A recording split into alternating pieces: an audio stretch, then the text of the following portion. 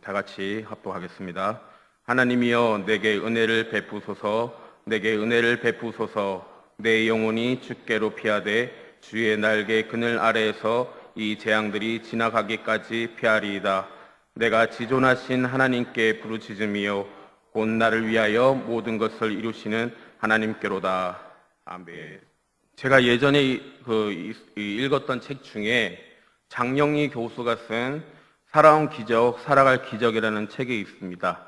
거기에 참 인상적인 에피소드가 있었는데요. 이분이 미국 뉴욕 주립대학에서 유학을 하고 이제 6년간 유학을 마치고 이제 박사학위를 위해서 논문을 쓰는 과정에 있었던 일입니다. 6년 동안 박사학위를 받으려고 고생한 끝에 논문을 다 마무리하고 있었습니다.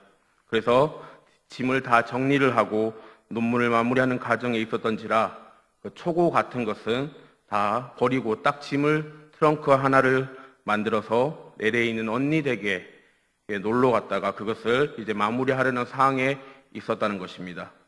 LA로 갔다가 다시 뉴욕으로 돌아왔는데 공항에 친구가 배웅을 나왔습니다. 그런데 이 친구가 우리 집에 가서 커피 한잔 하자고 가면서 이렇게 친구 집에 방문하게 되었습니다. 들어가서 커피를 마시려고 하는데 10분도 지나지 않아서 그 친구의 딸, 10살 된 딸이 집에 들어와서는 급하게 집에 와서 방금 도둑이 차 트렁크를 열어서 짐을 가지고 갔다라는 것입니다. 근데 이 교수님이 이 이야기를 듣자마자 그 자리에서 기절을 했다는 것입니다. 왜냐하니까 그 안에 논문 원고가 들어 있었습니다.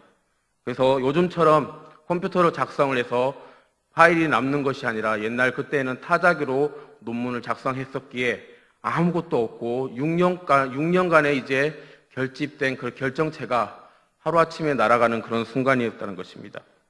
그거를 보니까 지난 6년 동안 엉덩이가 종기가 날 정도로 밤을 지새우며 만든 그 논문인데 근데 그 논문이 없어졌으니까 그 마음이 얼마나 절망적이었겠습니까?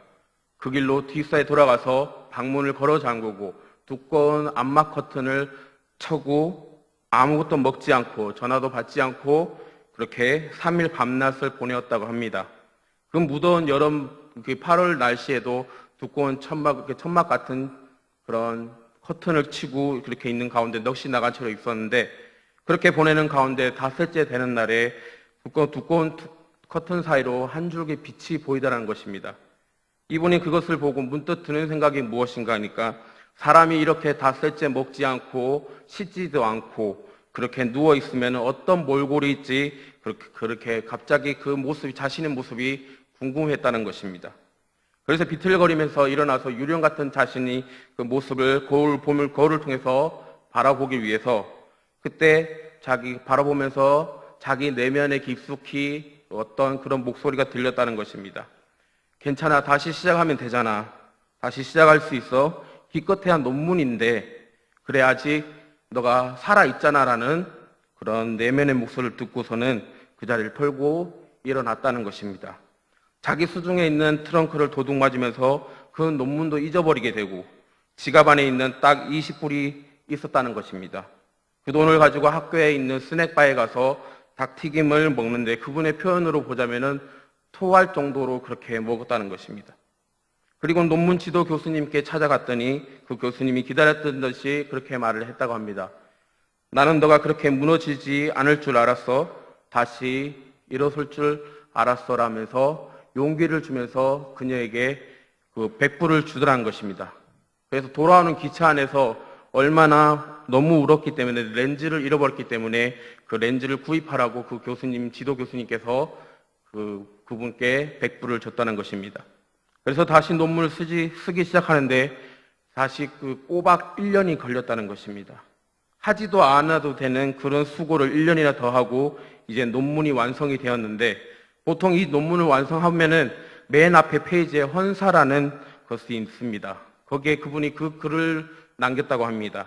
그분이 내게 생명을 주신 사랑하는 부모님께 이 논문을 바칩니다. 그리고 내 논문 원고를 훔쳐가서 내게 삶에서 가장 중요한 교훈, 다시 시작하는 법을 가르쳐준 도둑에게 감사합니다라고 논문 헌사에 적혀 있었습니다. 그 책의 마무리를 누군가 실패의 좌절을 안고 슬퍼하는 사람이 있다면은 도둑에게 헌정한 내 눈물을 보여주면서 인생은 짧지만 다시 시작하는 그 법을 배우기 위해 이 1년은 충분히 투자할 가치가 있습니다라고 말해주고 싶다고 그렇게 책 마지막 부분에 그렇게 적혀 있었습니다. 여러분, 이 글 보면은 참 감동적이지 않습니까? 어떻게 보면은 비참한 상황 가운데서 그렇게 어려움을 견뎌내고 이제 다시 일어나는 그분의 모습을 보자면은 감동적인 글입니다. 오늘 우리가 읽었던 본문 57편의 시편 보시면은 오늘 이 맥락에서 한번 살펴봤으면 합니다. 지금 다윗 역시 극심한 고통과 어려움에 빠져 있는 상황 가운데 있습니다. 오늘 읽진 않았지만은 다윗이 처한 상황을 4절에 보니까 내 영혼이 사자들 가운데 살며 내가 불사르는 자들 중에 누웠으니 곧 사람의 아들 중에라.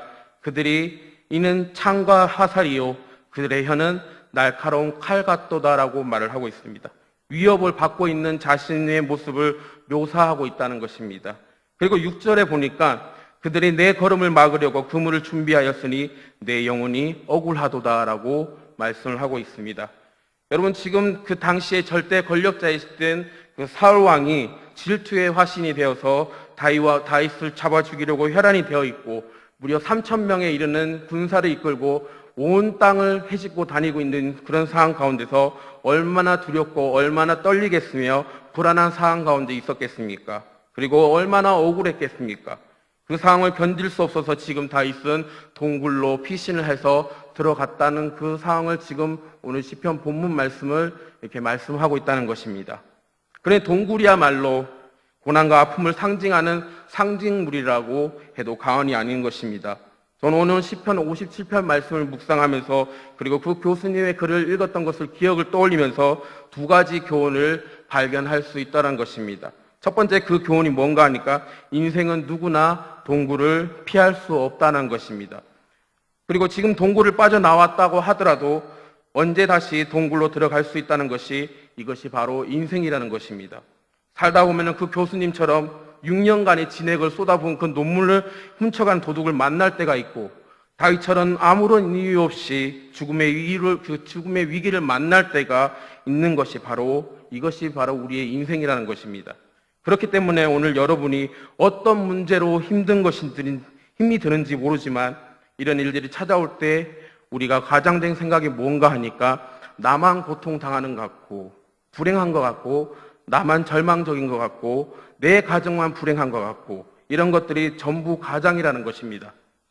그런가 하면 두 번째로 얻는 교훈은 이것이 참 우리를 슬프게 하는 현실 가운데 있는데 고통의 동굴 그 자체가 저절로 우리가 윤택한 인생으로 이끌어주지 않는다는 것입니다. 고난이 유익이 있다는 말씀을 여러 설교를 통해서 듣고 그렇게 하고는 합니다. 근데 이 이야기를 오해하지 마시고 들으시길 바랍니다. 그런 이야기를 많이 듣긴 하지만은 그 고난을 유익으로 만드는 과정에서 얼마나 처절한 대가 지불과 얼마나 처절한 몸부림이 필요한지 모른다는 것입니다. 우리가 오해하고 있는 것이 구원이 수고 없이 공짜로 얻어졌기 때문에 우리 자체 속에 그런 심리가 심겨져 있다는 것입니다. 그 교수님이 장애를 가지고 목발을 짚고 6년 동안 그렇게 수고를 하며 논문을 썼는데 어떤 도둑놈이 훔쳐갔지만은 그 다음에 저절로 그것이 기다림의 법을 배우는 인생의 유익을 준 것이 아니라는 것입니다. 그 과정 가운데 1년 동안에 끊임없이 좌절하고 끊임없이 절망할 때마다 그것을 딛고 일어서려는 몸부림이 그 교수님 속에 있었기 때문에 그것을 기다림의 법을 배울 수 있다는 것입니다. 오늘 본문의 말씀에 다윗도 마찬가지입니다. 그는 위대한 왕으로 등극을 했지만 등극하는 과정 속에서 이 동굴에서의 절망과 아픔과 상처를 오히려 축복을 통로로 이용을 했지만 그것은 저절로 일어난 것이 아니라는 것입니다. 다윗이 그러는 과정 속에서 뼈를 깎는 고통을 감내하는 몸부림이 그에게 있었다는 것입니다.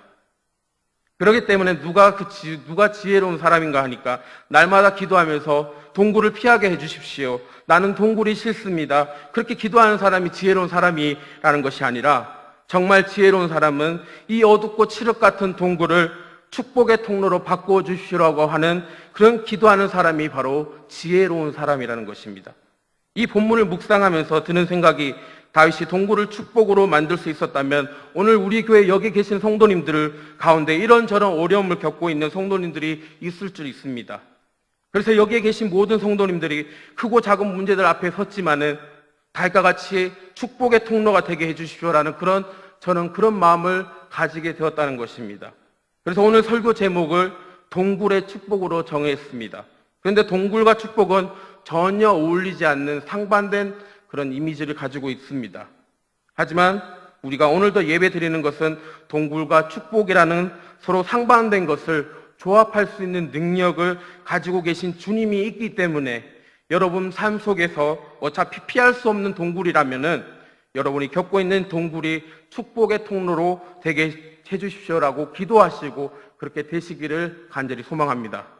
그래서 제가 이 설교를 준비하면서 찬송가 한 곡이 생각났습니다. 이후에 부를 그런 찬송가이지만은 고요한 바다로 저 천국 향할 때 주님에게 순풍 주시니 참 감사합니다라는 그런 찬양이 있습니다. 이 얼마나 좋은 가사입니까? 하나님의 은혜로 우리 인생 항해 가운데 주님이 순풍을 불어주시니까 순풍에 돛단 듯 편안한 인생을 살아갈 수 있다는 것이 얼마나 감사한 일입니까? 그런데 피할 수 없는 것이 바로 2절에 등장합니다. 큰 물결이 일어나서 나 쉬지 못하나 이 풍랑 인연하여서 더 빨리 갑니다라는 것입니다. 저는 아직도 그것을 기억합니다. 인생에 큰 물결이 일어나 쉬지 못하고 고통당하고 억울인을 당하고 동굴에 갇히고 그 풍랑 때문에 고통하고 낙심하는 그 다윗의 모습 속에서 이 풍랑 인연하여서 사울의 그 협박하고 겁탈하고 그렇게 어려운 가운데 있는 다윗이 더 빨리 갈 수 있었던 것은 본인이 가지고 있는 예수 그리스도 하나님을 믿었기 때문에 내 이 문제는 여기서 끝나는 것이 아니라 하나님께서 이 고통 가운데 순풍을 더 불어주셔서 아무리 풍랑 가운데 있지만 배는 멈추지 않는 것을 다윗은 분명히 알고 있었다는 것입니다. 그래서 오늘 여러분들도 이 사실을 믿으시길 바랍니다. 저는 오늘 여기에 계신 성도님들이 할 수만 있으면은 1절에 머무는 인생이 되기를 원합니다만, 그러나 우리의 인생은 그래 녹록지 않습니다. 반드시 동굴을 만날 수밖에 없습니다. 그런 인생이지만은 2절에서 반드시 2절에 닥쳤을 때 우리는 어떻게 해야 됩니까? 그럴 때 동굴에서 절망하고 비참하고 낙심하고 절망하는 것이 아니라 이 풍랑 인연하여서 더 빨리 갑니다라고 그렇게 고백할 수 있는 복된 인생 되시기를 간절히 소망합니다. 그런데 오늘 여러분이 2절 같은 인생이 저절로 일어난다는 것이 아니라는 것입니다. 그러기 위해서는 우리 신앙의 선배에게 배워야 된다는 것입니다. 오늘 이 본문에 등장하는 신앙의 선배가 바로 다윗입니다. 우리가 이 땅 가운데 살아가는 지혜가 각 분야의 대가들에게 배울 수 있지만은 오늘 본문에서 동굴에 갇혀 있는 다윗을 통해서 한번 바라봤으면 좋겠다는 것입니다. 다윗이 동굴을 갇혔을 때에 다윗이 어떻게 하는가 하는 것이 우리가 살펴보면서 우리가 가져야 할 교훈이라는 것입니다. 다윗은 동굴을 어떻게 축복을 통로로 바뀌었는가 하니까 2절의 말씀 보시면 내가 지존하신 하나님께 부르짖음이여 곧 나를 위하여 모든 것을 이루시는 하나님께로다라고 말씀하고 있습니다. 다윗은 동굴에서 하나님께 부르짖었습니다. 여러분, 동굴은 한마디로 고립의 상징입니다. 더 나아가 동굴은 그동안 연결되었던 세상 모든 것들과 단절되고 세상 모든 것들을 차단하는 그런 고립된 상태에 있는 다윗에게 그 동굴은 정말 두렵고 두려웠던 그런 상황 가운데 있었던 것입니다. 그런데 다윗은 놀랍게도 그동안 자기가 의지하였던 그런 세상된 연결되었던 그런 모든 것들이 단절되는 그 순간에 그에게 누구에게 의지했는가 하니까 하나님과 소통하고 그리고 애썼다는 것입니다. 하나님과 연결되려고 몸부림을 쳤다라는 것입니다. 오늘 여러분 믿었던 어떤 사람에게 배신을 당한 적이 있습니까? 오늘 여러분이 마음을 주었던 어떤 사람에게 사랑을 받지 못한 그런 어떤 사람이 있습니까? 오늘 여러분이 낙심과 실패를 경험해서 모든 것들이 단절이 이루어져 동굴에 갇힌 것처럼 아픔이 있습니까? 지금 바로 이때에 하나님과 소통할 때라는 것을 기억하시길 바랍니다. 지금은 하나님과 끊어진 고리를 연결해야 한다는 것입니다. 이것이 다윗이 우리에게 보여주는 교훈이요 지혜라는 것입니다. 인생의 밤이나 동굴에 빠지면 그때는 누구를 찾아야 하는가 하니까 하나님을 찾아야 할 때라는 것입니다. 사람이 동굴에 갇히는 그 자체가 비참한 것이 아니라 동굴에 갇혀있을 때 누가 되었던 사람이 동굴에 빠지고 절망의 일을 만날 수 있습니다. 그런데 그 사람이 동굴에 갇혀있을 때에 하나님께 의지하지 못하는 그런 인생이 비참하다는 것입니다. 저는 여러분들이 동굴에 빠져 있음에도 불구하고 비참해지지 않길 바랍니다. 하나님 부르짖을 수 있는 삶을 사는 그런 성도님이 되시기를 간절히 바랍니다. 그래서 본문을 보니까 어떤 사람이 하나님을 찾을 수 있는가 보니 1절에 하나님 크고 위대하시다는 것입니다. 하나님을 크고 위대하신 것을 인정하는 사람이 바로 그 하나님을 찾는다는 것입니다. 2절 말씀입니다. 2절을 말씀 보니까 내가 지존하신 하나님께 부르짖음이요라고 말씀하고 있습니다. 동굴에 갇혀 있어서도 이 모든 상황이 내 머리는 도저히 이해할 수 없습니다. 우리의 판단으로는 어떻게 할 방법조차 알 수 없습니다. 어떻게 헤쳐나갈 방법도 알 수 없고 그냥 꼼짝없이 옴짝달싹할 수 없이 그냥 움켜쥐고 있던 움켜싸움을 지고 그런 상황 가운데 있을지라도 하나님은 크신 생각으로 이것이 내게 유익할 거야 라고 인정을 받으면 하나님께 승복하기 쉽다는 것입니다. 인간 중에 강력한 왕이 사울 왕이 나와 대적하지만 그 사울을 압도하는 하나님이 나와 함께 하신다라는 것을 다윗이 기억하고 그것을 마음의 용기를 주는 것이라는 것입니다. 두 번째로 크고 위대하신 하나님과 관계를 맺고 있는 사람이 바로 하나님을 찾을 수 있다는 것입니다. 2절 말씀의 후반절에 보시면은 나를 위하여 모든 것을 이루시는 하나님께로다라고 말씀하고 있습니다. 이게 앞에 말씀드렸던 내가 지존하신 하나님을 부른 지즘이요라는 대목과 나를 위하여 모든 것을 이루시는 하나님께로라는 그 대목에서 무슨 조화를 이루고 있습니까? 가장 높으신 그 하나님이 보잘것없는 내 기도를 들어주신다는 것입니다. 가장 높으신 그 하나님이 보잘것없는 나를 내 자녀로 삼아 주셨다는 것입니다. 그리고 내 아버지가 되어 주셨다는 것입니다. 이 얼마나 감격된 순간입니까? 하지만 우리는 이것을 깨닫지 못하고 어려움을 겪었을 때 하나님을 멀리하다 보니까 교회와 자연히 멀어지게 되는 현상을 겪고 있는 성도님들이 있다는 것입니다. 예수님께서도 우리에게 기도문을 가르쳐 주실 때 가장 먼저 말씀해 주셨던 대목이 하늘에 계신 우리 아버지여라고 말씀하고 계십니다.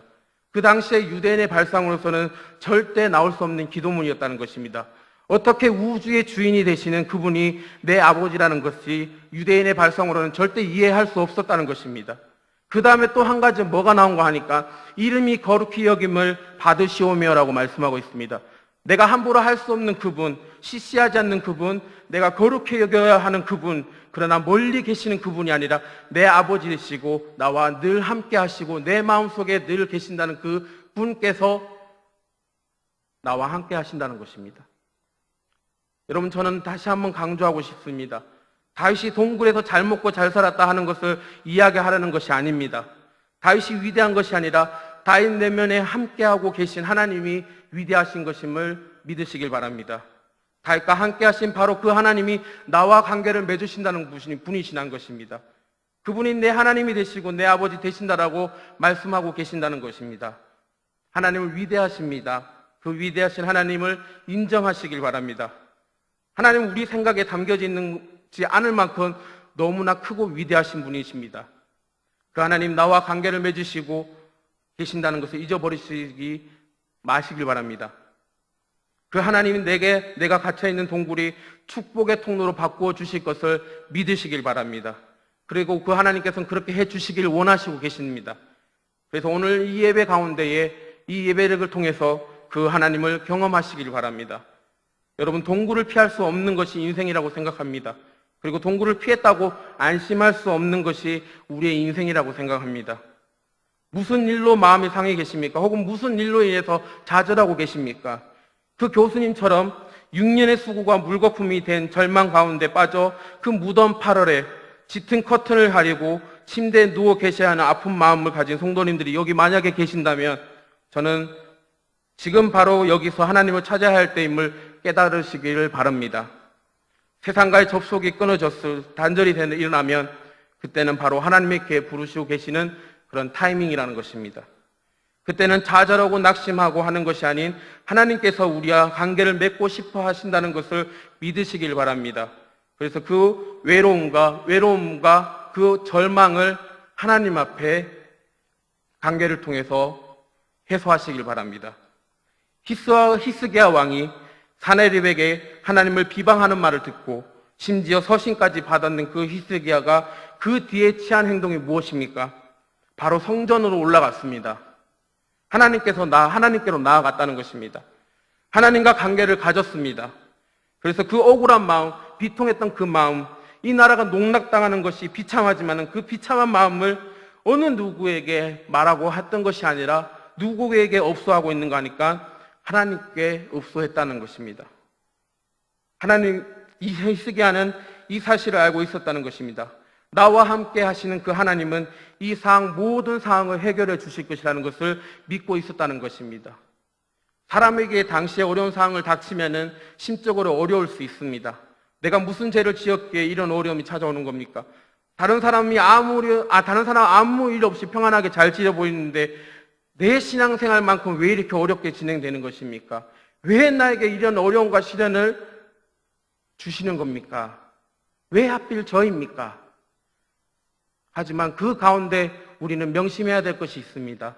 하나님을 찾으시길 바랍니다. 그러면 아무도 나를 쳐다보지 않을지라도, 아무도 나를 사람 취급하지 않을지라도, 누가 나를 인정하지 않을지라도 나와 함께 하시는 하나님, 그 하나님께서 우리들에게 이렇게 말씀을 하시고 계십니다. 내가 오늘날 너를 낳았도다. 그러면서 내가 왜 너에게 그런 처절한 어려움을 준 것이 아느냐?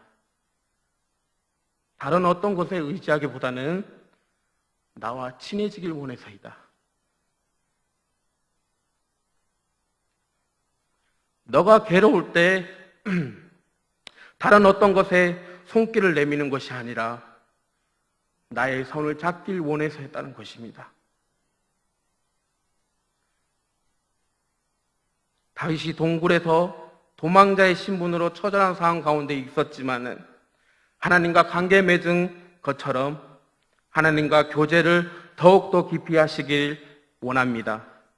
히스기야가 비통한 심정을 가지고 성전에 올라갔던 것처럼 사람에게 불평을 얘기하는 것이 아니라 사람에게 내 마음을 토로하는 것이 아니라 오히려 하나님께 나와서 이 성전에 나와서 하나님께 아뢰시는 그런 신앙이 되시기를 간절히 바랍니다.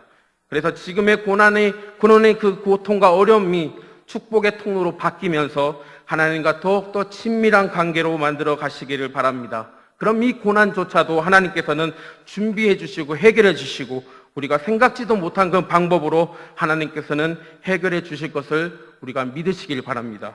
기도하시겠습니다.